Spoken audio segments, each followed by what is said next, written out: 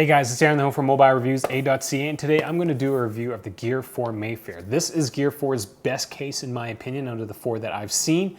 And yes, Monty is wearing a bell collar since I'm filming this video in December, and it's, well, almost Christmas. This is a slim case that's made from genuine leather and is apparently drop tested to 3 meters or 9 feet, or that's what the box says. At this moment, the case is number 9 on my top 10 list for slim iPhone cases, which means I think this is a pretty good case out of the 70 plus that I've reviewed so far.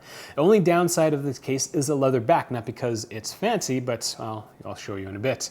This is one of the highest ranking fancy cases, so if you're a suit who needs a good case, this might be the one for you.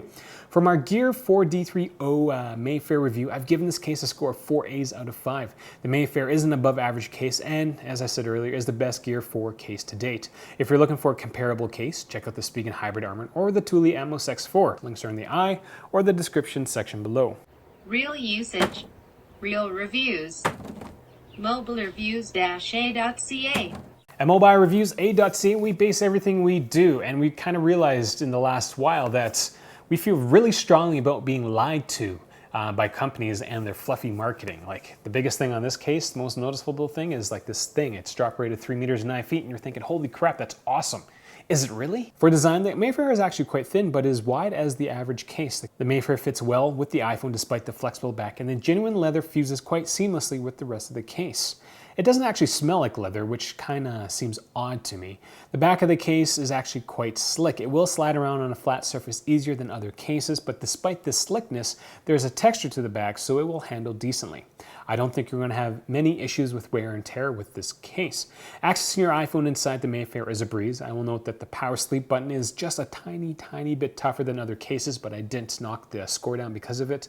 Screen accessibility is decent despite the edges being quite close to the touchable area. One-handed usage is quite bearable in the Gear 4 Mayfair. Now, one of the things that I don't know if I like, but is interesting to me, is that this material, this orange bumper on the inside, this is the D30 material, and TIC21 actually used this quite a bit for their iPhone 5 cases and for part of the iPhone 6 cases, and they don't anymore, so I guess Gear 4 decided to pick it up. But they've got this really fancy diagram on the back. It says the D30 molecules just kind of float around, and then when it detects impact, they all lock together to provide a shock absorption. So, you know, it's pretty fluffy. Now the reviews would just stop here, but again, I'm a sucker for marketing fluff, so I had to see if this D30 stuff actually worked. And as you can see, Gear 4 is full of crap. Now, was I surprised at this result? No, because, well, from my understanding anyways, is that the more rigid, or the rigider the back of the case is, the better screen protection, because it keeps the iPhone in.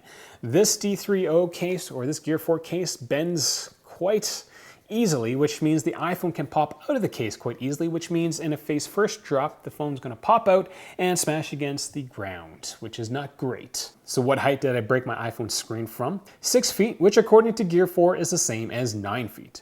So that's all I got for this case. If you have any questions for me, leave them in the comments section below. If this is the first time you're watching one of my videos, I do encourage you to click subscribe. If you're planning on, if you've been watching a bunch of my videos and you're going to get an iPhone case, consider getting it through my site, because Gear 4 did not send me this case to review. I had to buy it myself, and I'll use it like for 3-4 weeks, and then I'll sit in my case graveyard.